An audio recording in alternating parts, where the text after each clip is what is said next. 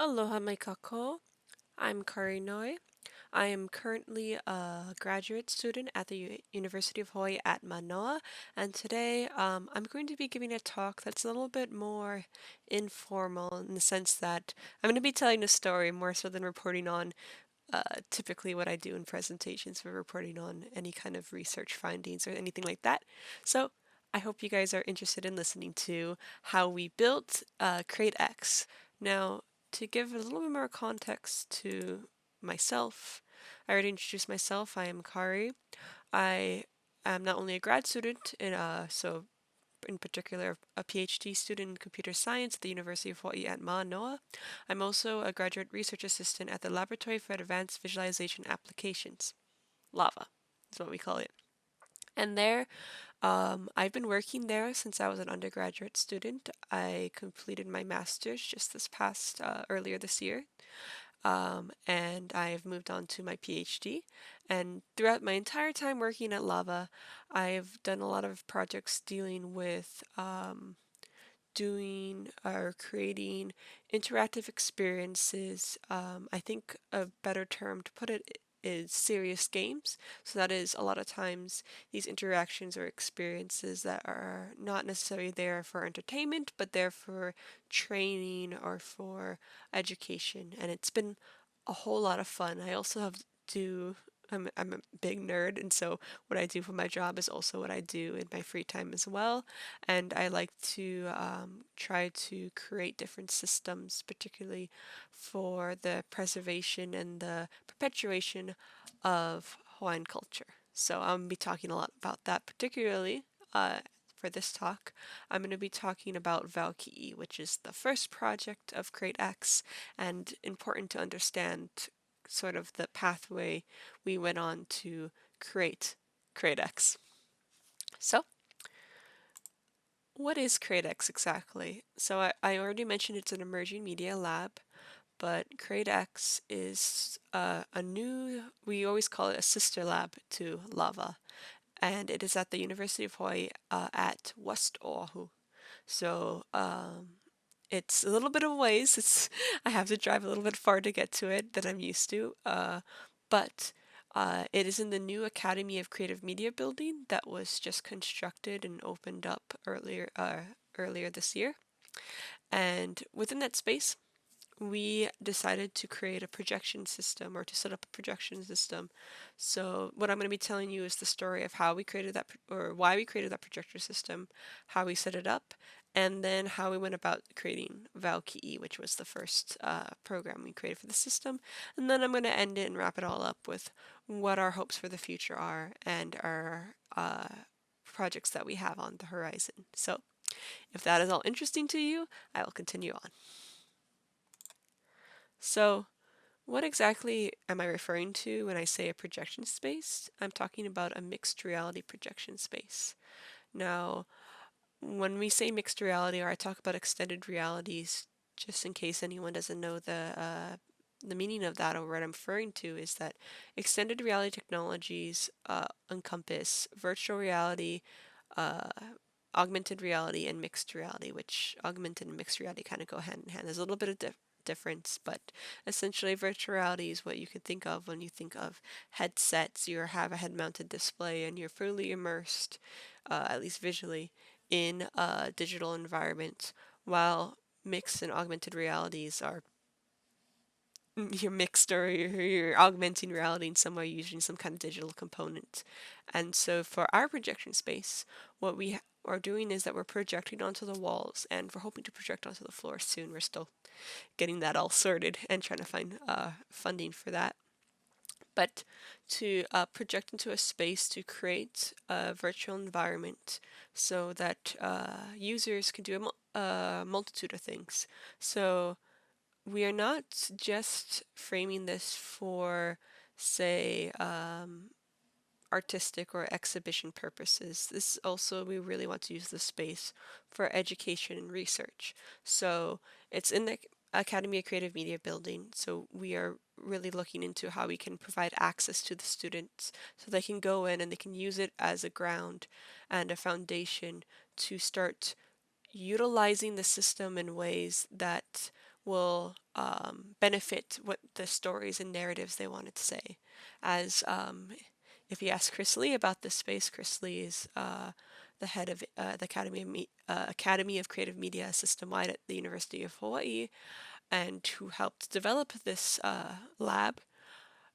He sees this sort of mixed reality projection spaces, which you start to see in different museums and art galleries, as the future of storytelling.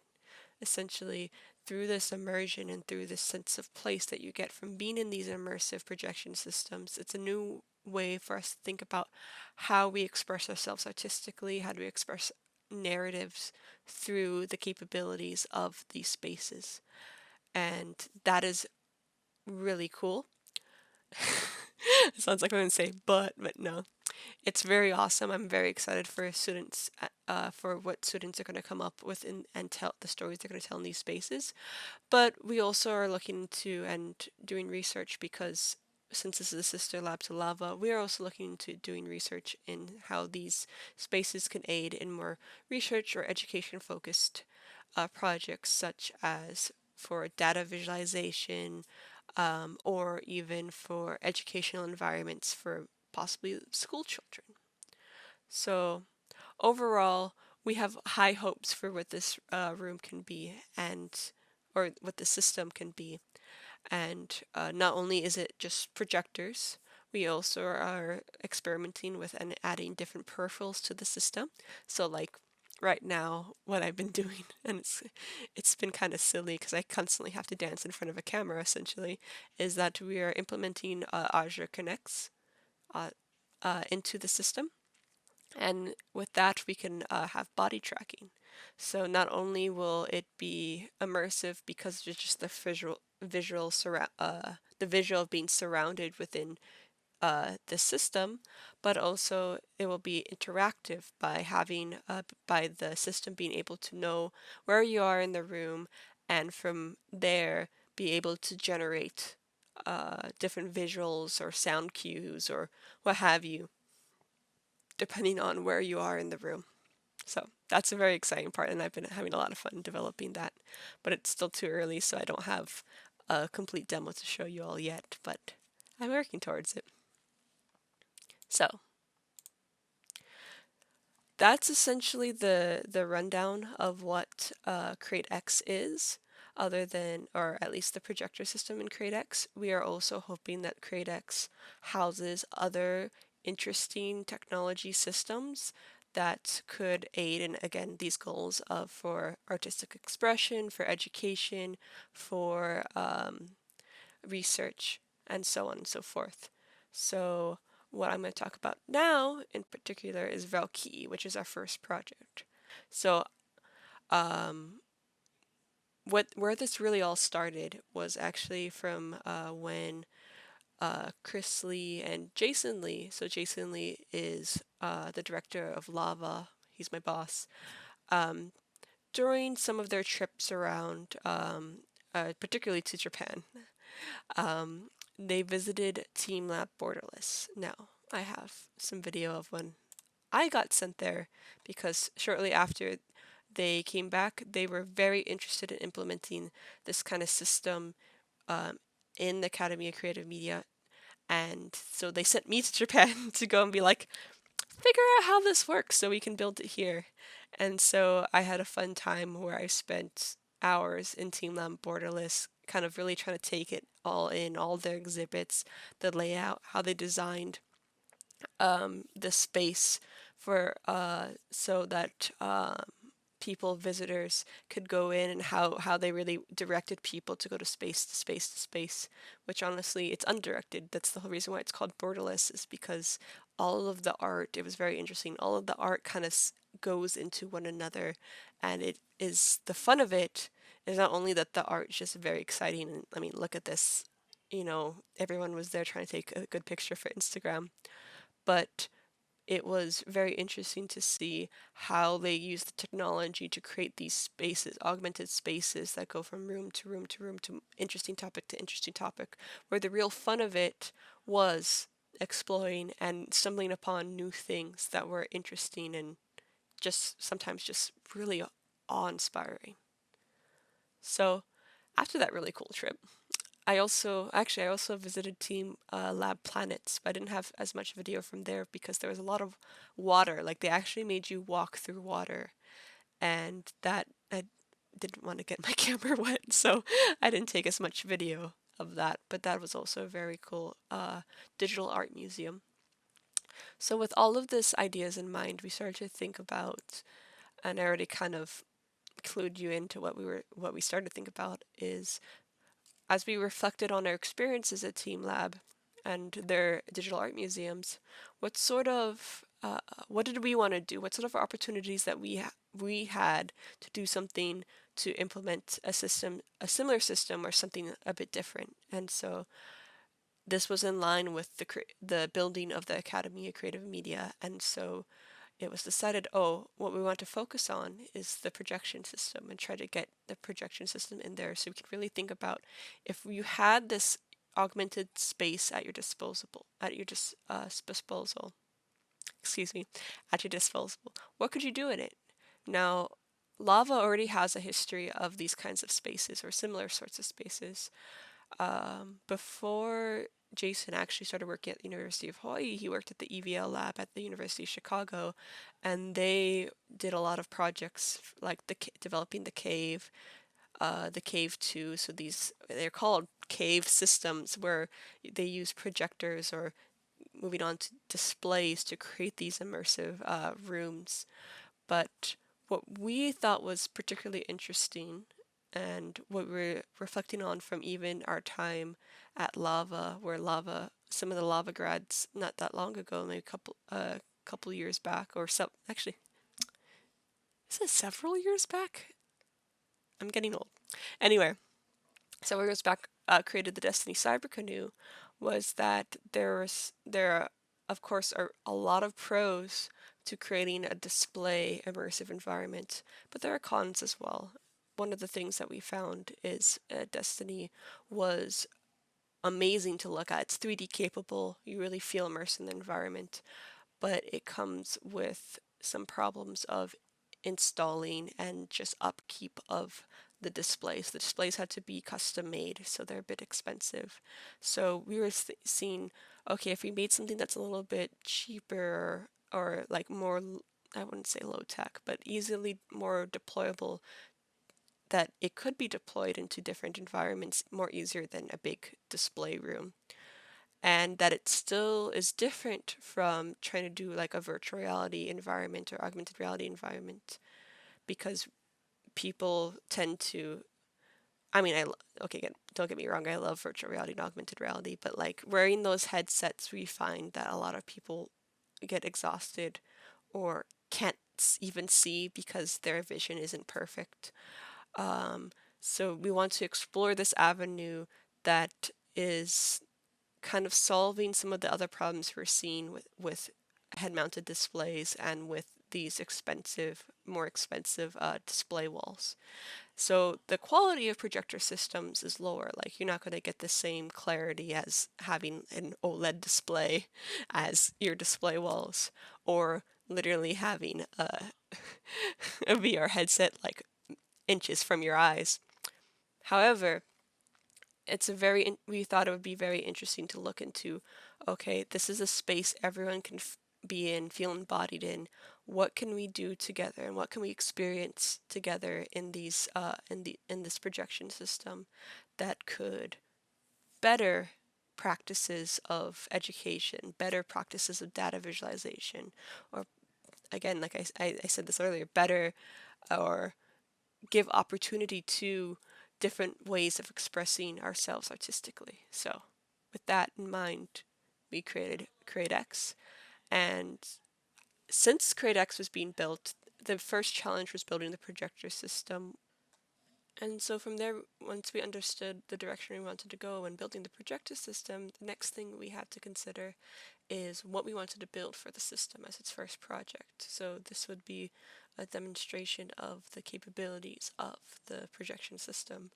And now this raised a cool opportunity because often when we work, we have a very specific, or we have very specific requirements for the kind of software we have to build. But in this case, the more important part was building the hardware and building the system. So the software part could potentially be about or test anything we really wanted.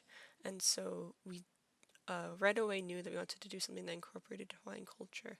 And we wanted to do this for a couple of reasons. The first is we were inspired by Team Lab and Team Lab's exhibition. Not all of them, but a lot of them utilized and incorporated Japanese culture into its aesthetic, into its meanings of the art, and so on and so forth. So we wanted to have and take the chance to think through how that would look from a Hawaiian perspective.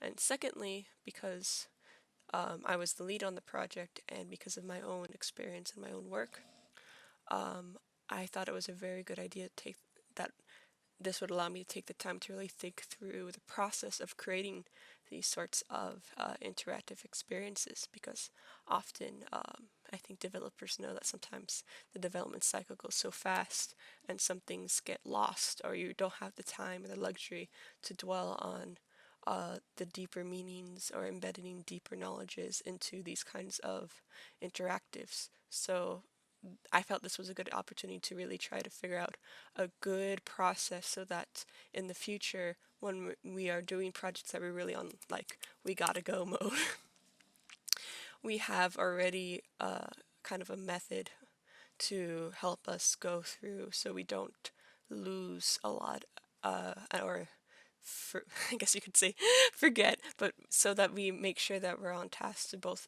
developing cool technology, but also that we're doing it in a way that's equitable to our communities. Because I'll go into, and I'll actually have a couple of excerpts to share from different books that I think is kind of interesting, that goes and really critiques the and gets you an understanding of, for museum exhibitions, why they were harmful. And I think most of us know why museums could potentially be harmful, just because of their history of being a European or even just like a colonial construct of, hey, we are presenting the other.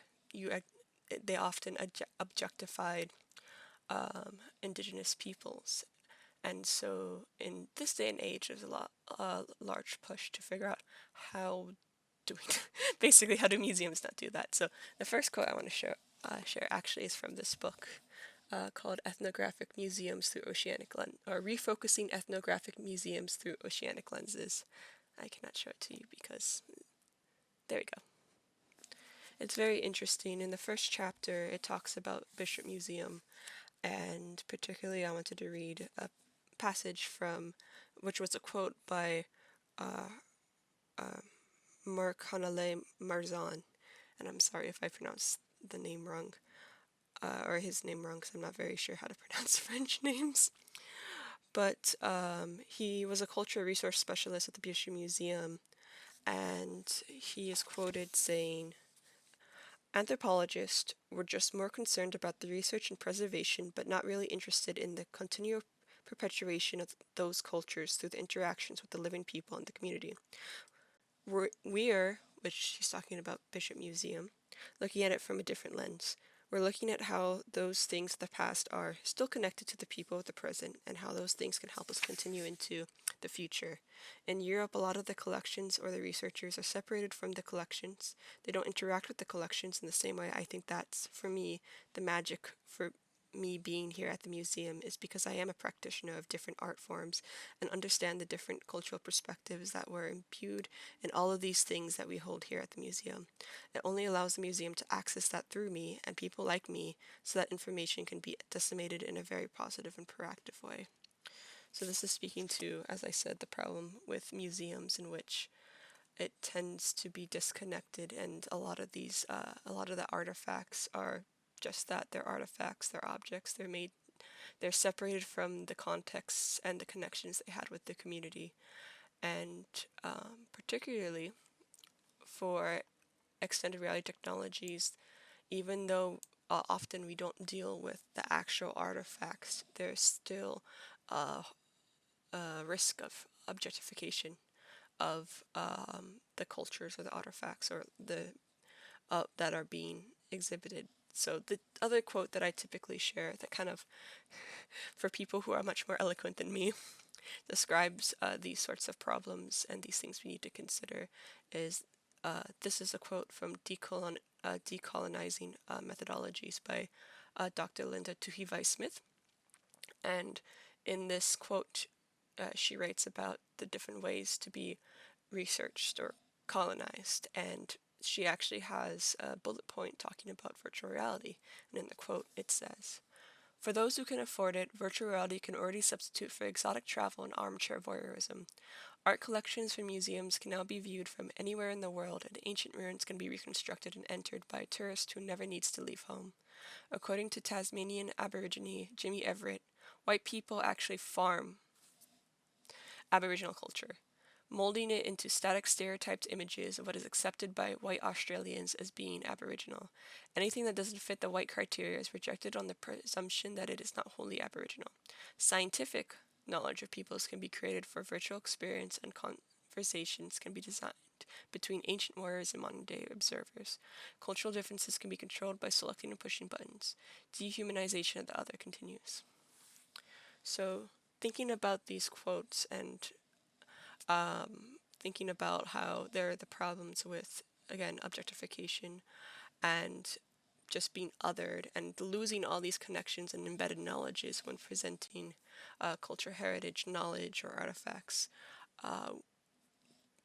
This really prompted me to really think through and try to make sure that as we're establishing Createx, we, as I already said, have a method so that we can be mindful of these critiques, be mindful of these risks and these habits, essentially, because it's what we know. So even with that quote from Dr. Smith, talking about, or actually it was she quoted Jimmy Everett, thinking about just being able to talk to ancient warriors or being able to experience something from the past. We have a habit of immediately when we think of these technologies, maybe that's one of the first ideas that we have, but we really have to think deeper than just like a shallow breadth of presentation of culture.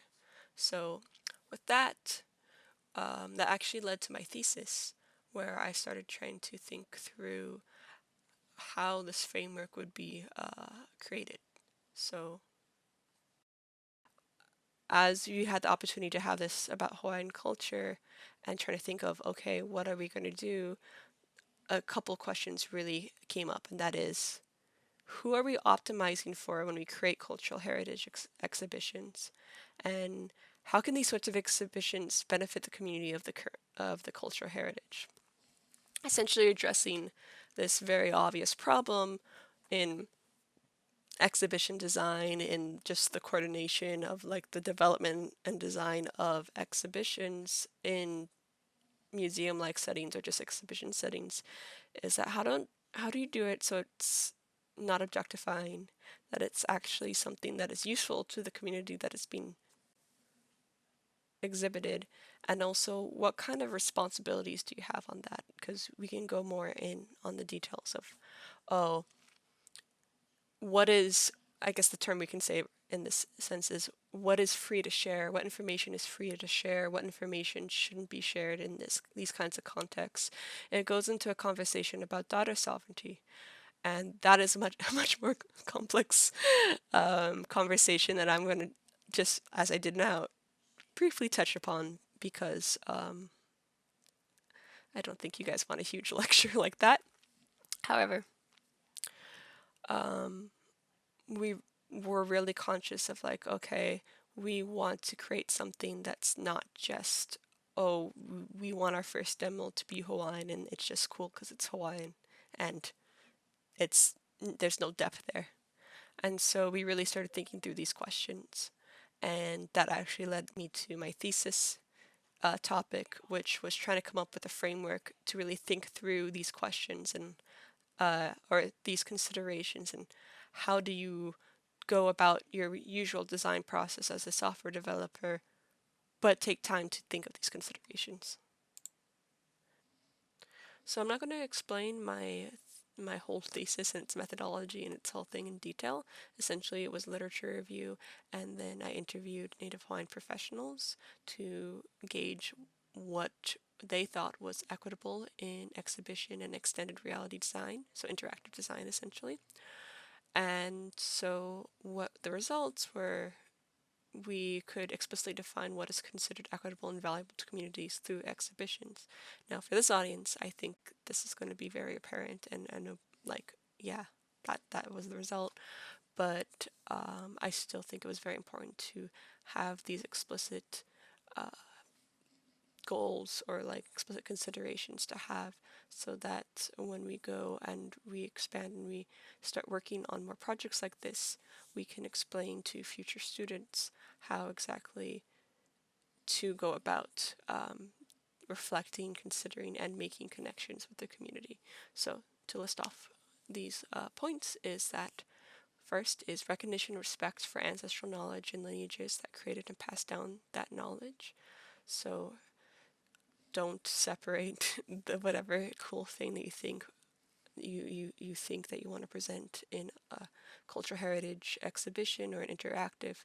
Don't just focus on that. Make sure to have don't disconnect it from the context or the communities that created it, because if you're doing that, that's very harmful to how people engage with and those who are not familiar learn through that sort of ripping it from the community. Second, recognition, respect for ancestral science and their methods that created and validated that knowledge.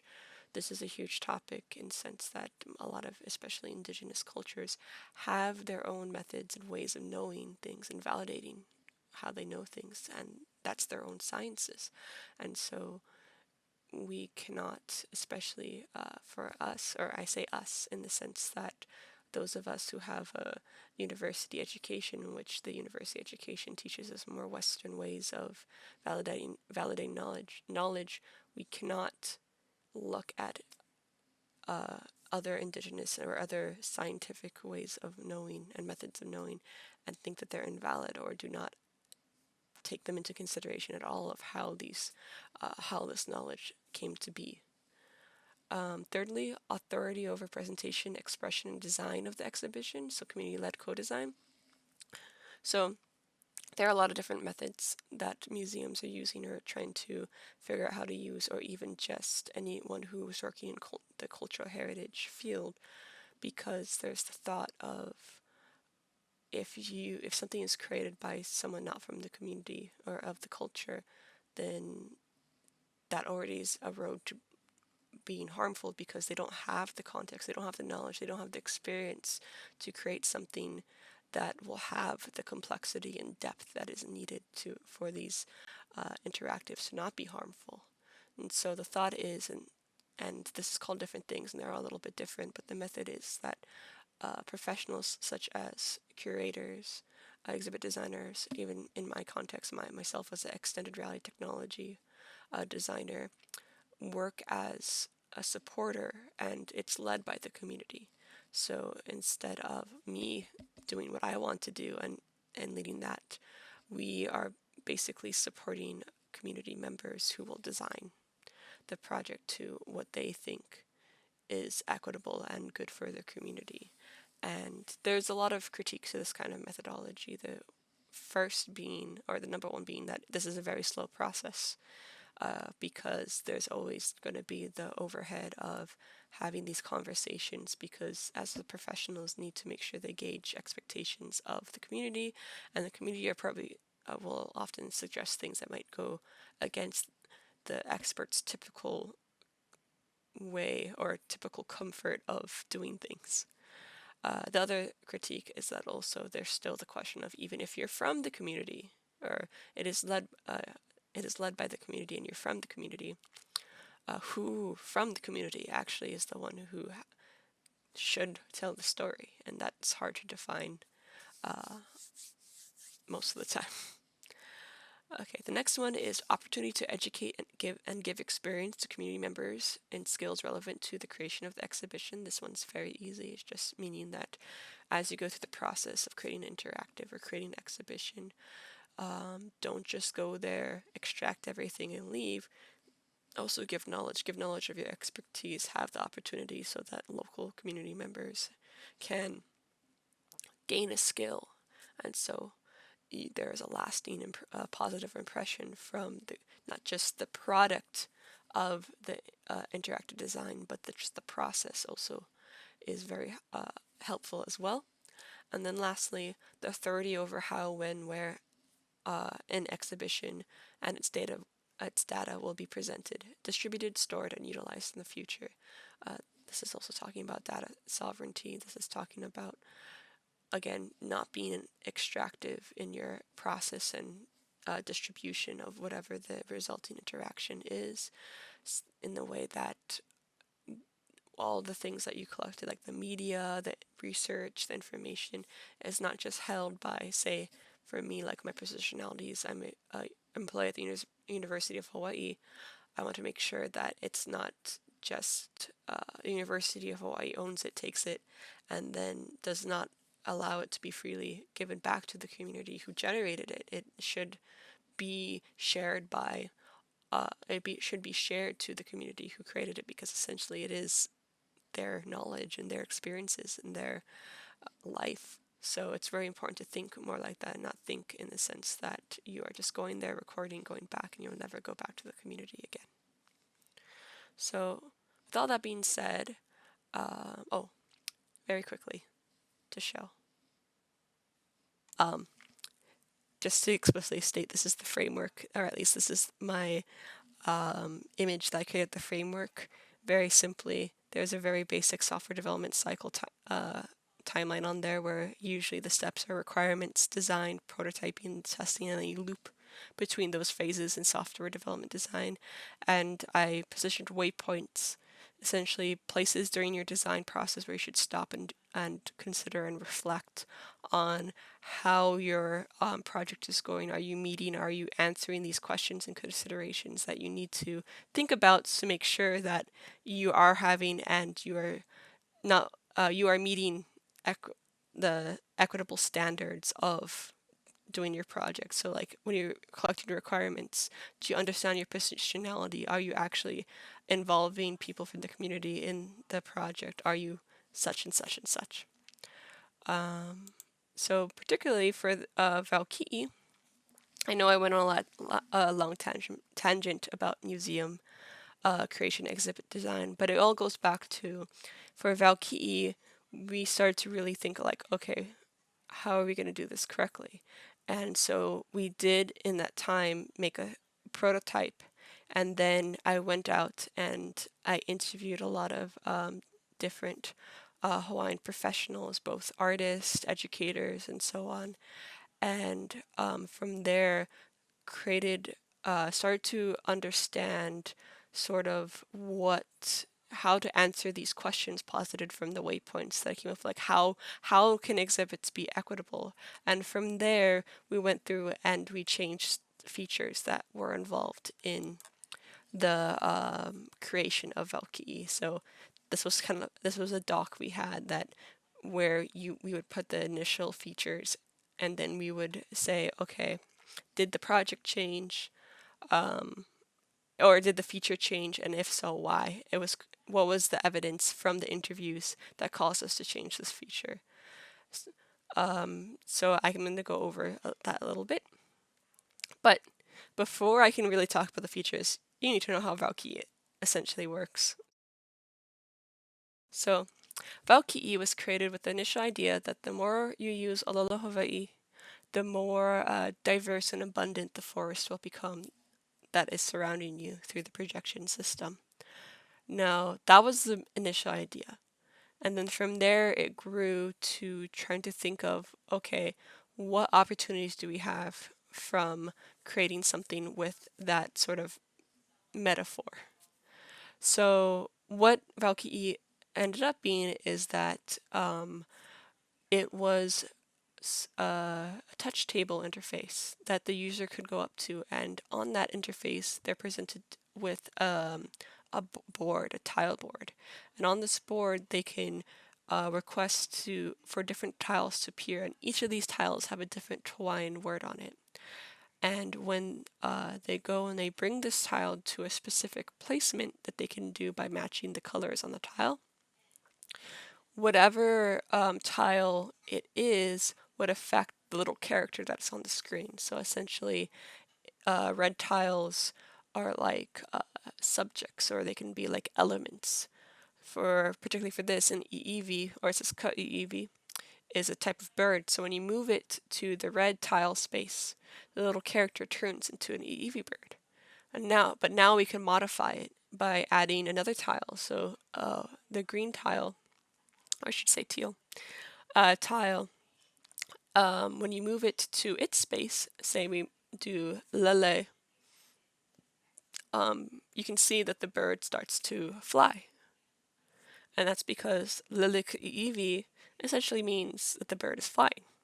So it's this sort of, the idea came from visual programming in the sense that we didn't want to have any English there, but we still wanted to do that same idea, remember from the Team Lab exhibit, where through the experience of seeing what happened when you interact with the words, with the vocabulary, that's how you build your understanding of what the vocabulary means. And also through this kind of interface that we created, it kind of introduces the concepts of visual programming, because you're effectively programming little element to go into the environment. So in this case, the EV bird.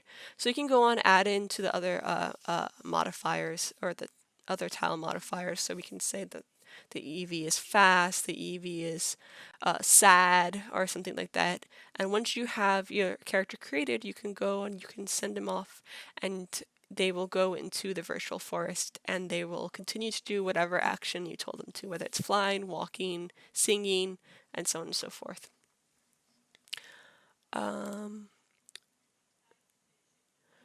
There are other particular things. So as I said before, when we were going through that list of what were the base features and what were changed, the interface changed because actually we were going to use English at first. We wanted to just create a sentence, and I would explain to you, this is what it's in English, this is what it means, and so on and so forth. But we found that was really catering to people who don't know a little Hawaii, and still yet the system does still cater to someone who doesn't have an expertise, because if you know a little Hawaii, this is very easy to use. It's going to feel like a children's toy probably.